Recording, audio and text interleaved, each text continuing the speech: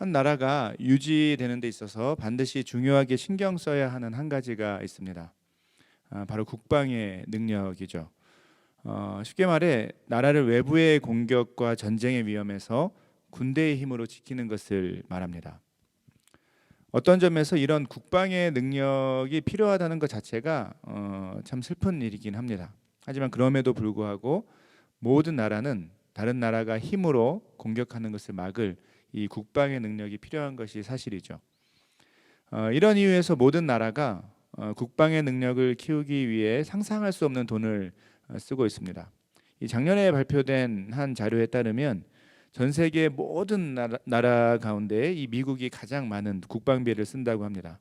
전 세계 모든 나라가 국방비에 쓰는 돈을 다 합쳤을 때 그 양의 38%를 이 미국이 혼자 쓴다고 하죠. 그 뒤를 중국이 따르고 이제 대한민국은 세계에서 10번째로 국방비를 많이 지출한다고 합니다. 특별히 한국의 경우는 이 GDP 대비해서 국방비 지출 비율이 전 세계 5위를 기록하고 있다고 합니다. 이 지난 주간에 보게 된 한 연구원의 인터뷰가 있었는데요. 그 연구원은 이 한국의 국방과학연구소에서 일하는 분이셨습니다. 그분이 이런 말을 하는 것을 들었는데요. 자신들이 만드는 현대식 무기들이 영원히 사용되지 않기를 바라면서 자신들은 이 무기들을 만들고 있다라는 것이죠. 어떻게 보면 굉장히 아이러니지만 그것이 또 분명한 현실인 것을 우리는 알고 있습니다. 지난 인간의 역사는 이 전쟁의 연속이었고 수많은 전쟁으로 많은 소중한 사람들을 잃었던 것이죠. 그렇습니다. 모든 나라가 평화롭게만 지낼 수 있다면 참 좋겠지만 세상은 그렇지 않은 것이 사실입니다.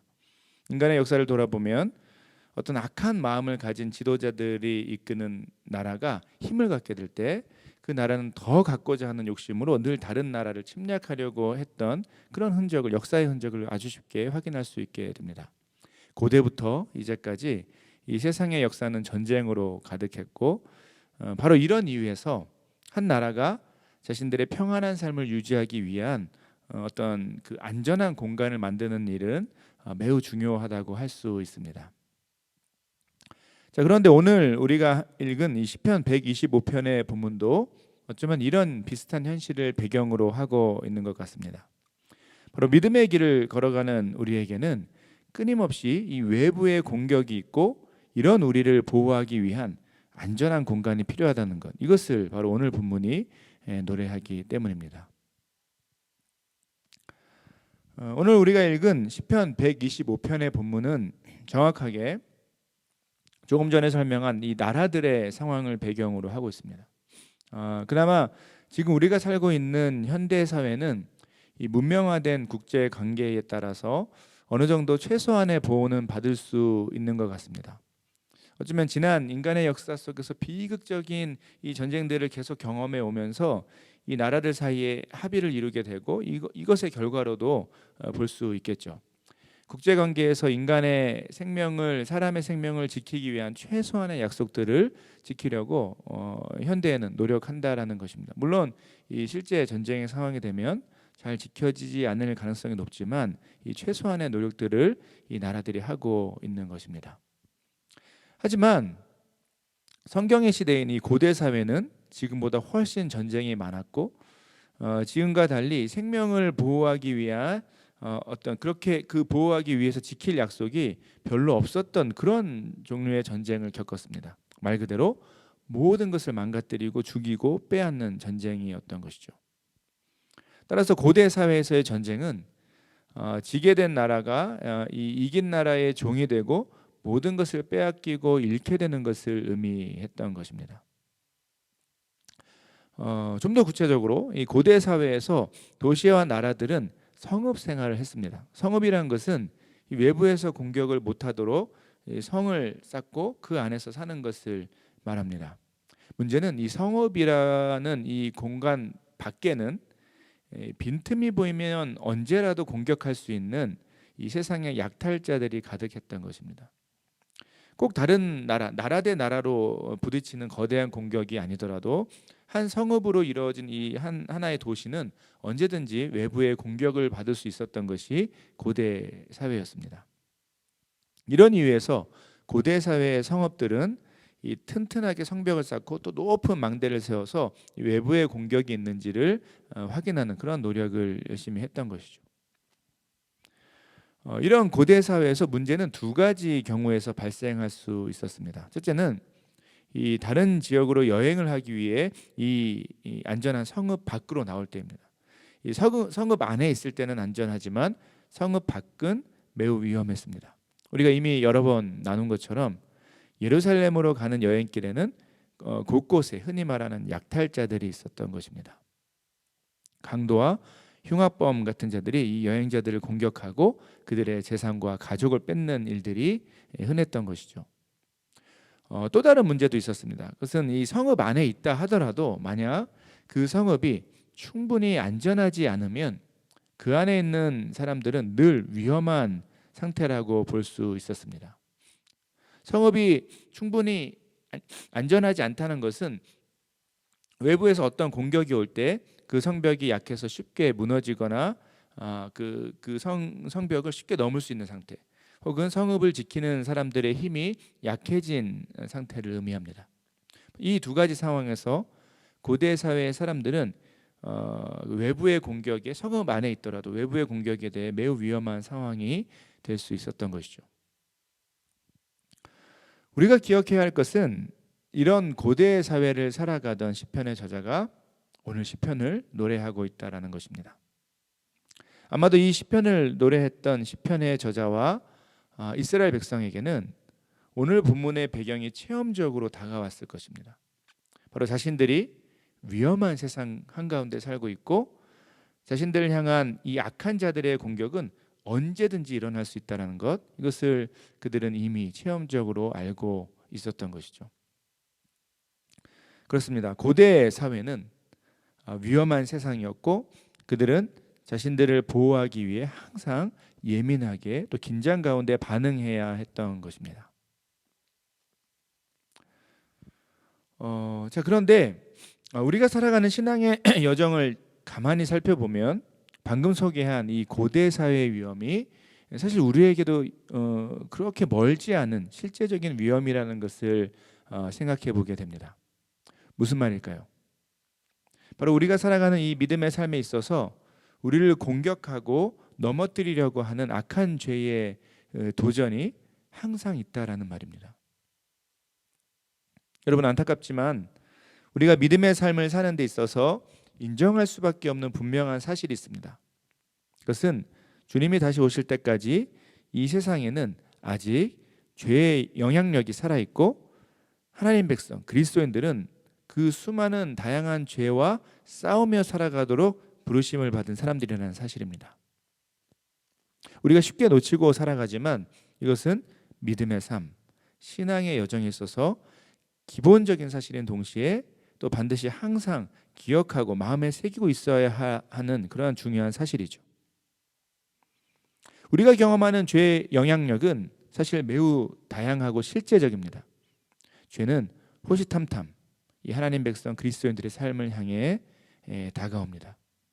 그리고 우리가 작은 빈틈이라도 보이면 여지없이 그 연약한 부분을 향해 은밀하고 빠르게 또한 강력하게 강하게 공격을 하죠. 사실 하나님 백성 그리스도인이라면 어느 누구도 처음부터 죄를 짓겠다라고 마음에 작정하고 죄에 넘어지지는 않습니다. 만약 어떤 사람이 작정하고 죄를 사랑하고 있다면 여러분 그 사람은 이 자신의 구원부터 점검해야 할 것입니다. 일반적으로 하나님 백성 그리스도인들이 죄에 넘어지는 과정은 생각보다 작은 빈틈에서 시작됩니다.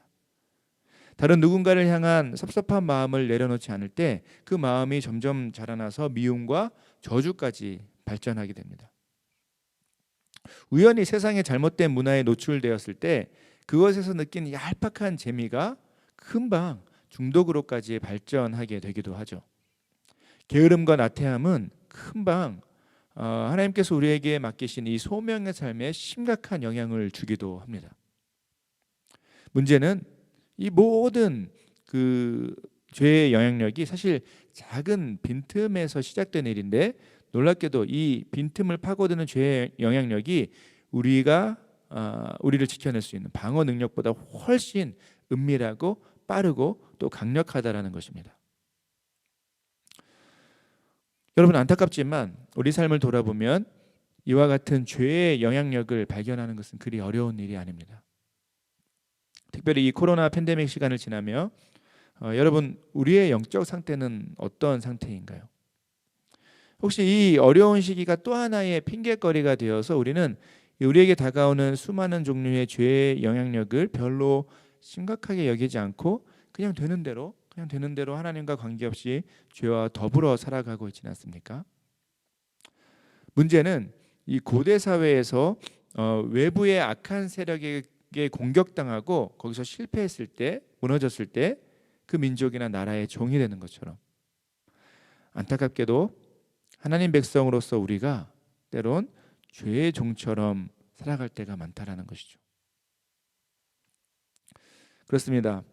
오늘 본문에서 시편의 저자와 또 이스라엘 백성들이 노래했던 배경에는 외부의 심각한 위협이 있었습니다.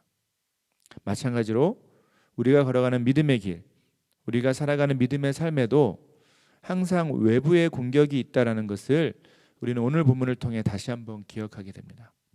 그 외부의 공격은 늘 우리를 하나님과 멀어지게 하고 우리를 종으로 만들려고 공격하는 악한 죄의 유혹과 도전이죠. 이런 점에서 오늘 본문의 상황은 바로 우리의 믿음의 길, 믿음의 삶과 아주 긴밀하게 연결되어 있다는 것을 우리는 기억해야 할 것입니다.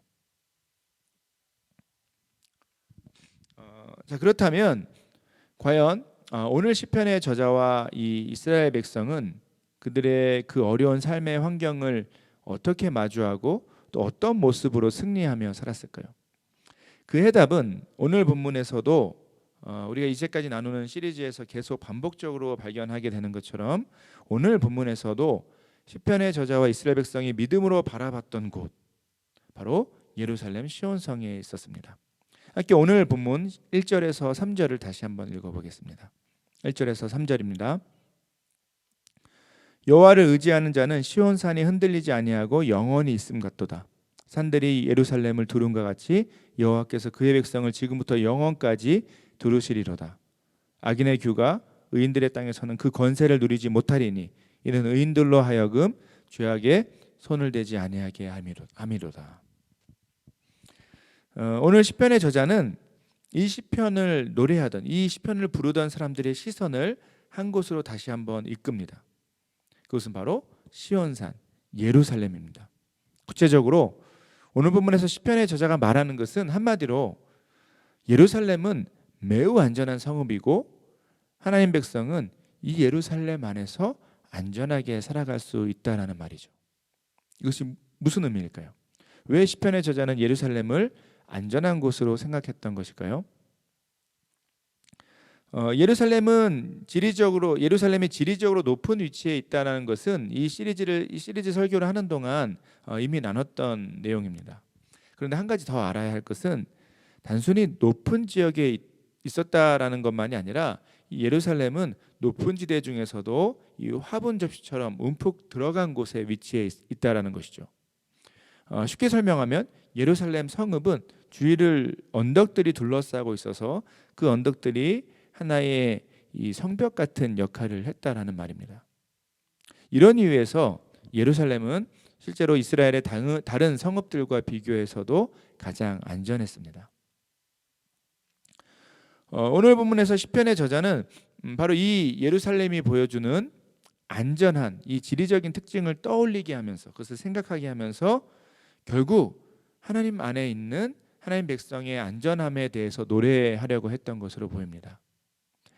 1절에서 여호와를 의지하는 자는 이와 같이 안전한 예루살렘 성 안에 있는 것과 같다라는 것을 노래하고 있는 것이죠. 좀 더 구체적으로 이런 것이죠.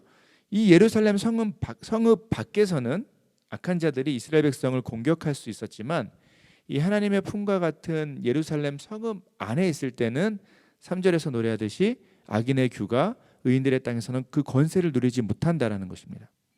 쉽게 말해 악한 자들의 영향력이 이 예루살렘 안에 있는 이스라엘 백성에게는 아무 영향을 줄 수 없다라는 말이죠.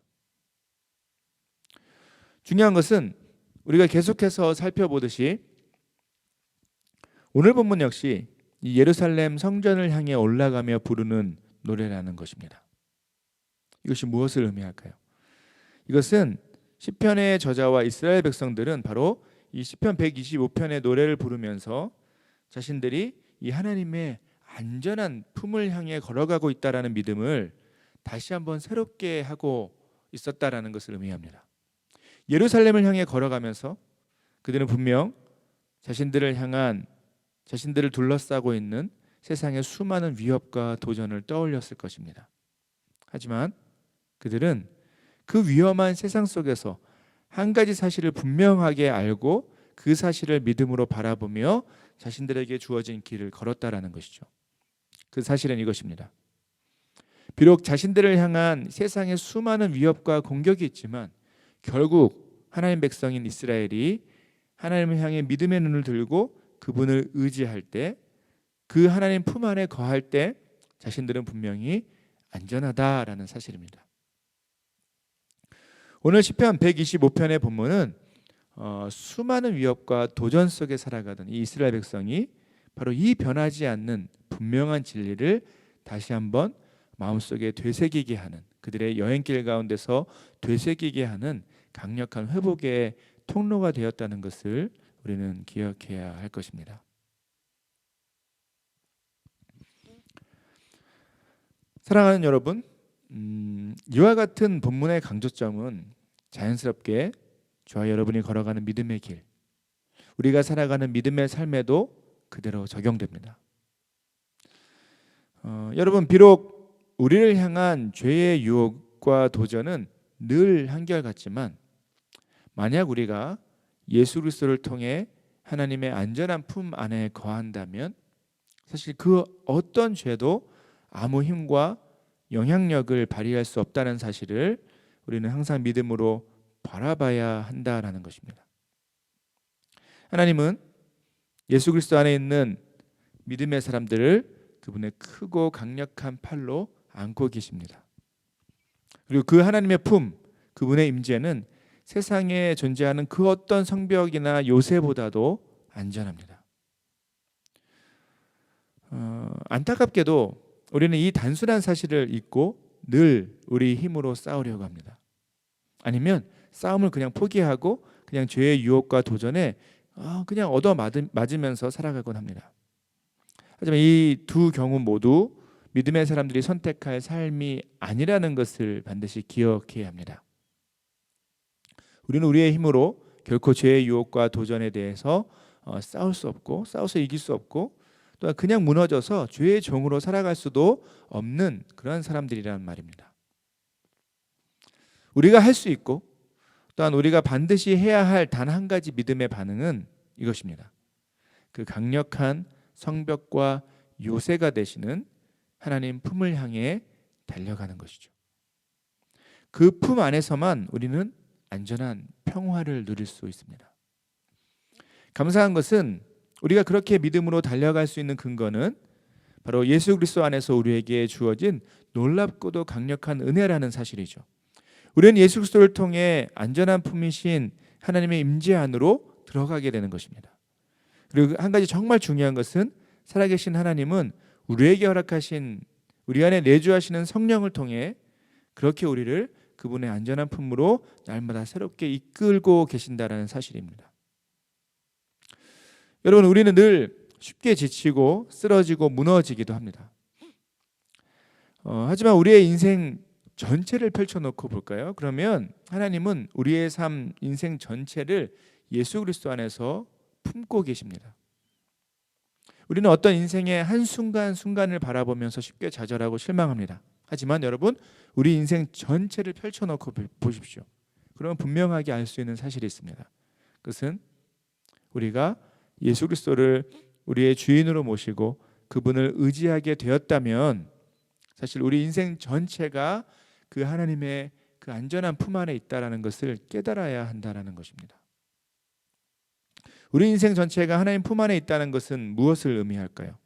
여러분, 하나님은 우리의 연약함과 부족한 가운데서도 우리가 완전히 넘어지거나 쓰러지지 않도록 놀라운 섭리 가운데 우리를 보호하시고 이끄시며 결국에는 승리하게 하신다라는 것을 의미합니다. 우리의 인생 어느 한 부분을 보면 그런 하나님의 손길이 느껴지지 않을 수도 있습니다. 지금이 어쩌면 그런 시기일 수도 있을 것 같습니다. 하지만 우리 인생 전체를 펼쳐놓고 본다면 우리는 그 강력하고 안전한 하나님 품 안에 거하게 되었다라는 것이 성경의 선포입니다. 이 사실을 믿을 때 우리의 마음이 참된 평안과 안식을 누릴 수 있게 되는 것이죠. 이 사실을 믿음으로 받아들이고 주님 앞에 고백하며 나아갈 때 그때마다 여러분 우리에게는 온전한 회복의 은혜가 실제로 체험되고 경험되는 것입니다. 잠언 18장 10절에서도 지혜자는 이렇게 고백합니다. 여호와의 이름은 견고한 망대라. 의인은 그리로 달려가서 안전함을 얻느니라. 의인은 그리로 달려가서 안전함을 얻느니라. 여러분, 하나님의 품은 사실 변하지 않고 그분의 백성을 완전하게 안전하게 붙들고 있습니다. 중요한 것은 우리에게 믿음의 시선이 있는가입니다. 우리가 믿음의 눈을 들어 그 안전한 주님의 품을 인정하고 그 안에 거하기로 작정할 때마다 그때마다 우리는 참된 승리의 경험을 날마다 새롭게 누릴 수 있게 되는 것입니다. 사랑하는 여러분, 오늘 본문은 바로 이 강력하고 안전한 주님의 품을 향해 다시 한번 우리가 믿음의 눈을 들도록 이끄시는 주님의 선하신 격려와 초대라는 사실을 우리는 다시 한번 마음에 새기고 기억해야 할 것입니다. 말씀을 맺겠습니다. 여러분, 비록 우리는 다양하고 강력한 죄의 유혹과 도전을 받으며 매일매일을 살아갑니다. 이런 죄의 영향력 가운데 때론 그냥 아무 생각 없이 무너지고 사는 것이 당연하다고 느끼며 사는 그런 많은 그리스도인들이 있는 것 같습니다. 하지만 그런 느낌은 여러분 성경이 우리에게 약속하신 것과는 전혀 상관없는 잘못된 생각입니다. 성경은 우리가 무너지지 않고 승리할 수 있는 참되고 온전한 길을 우리에게 이미 약속하고 있기 때문입니다.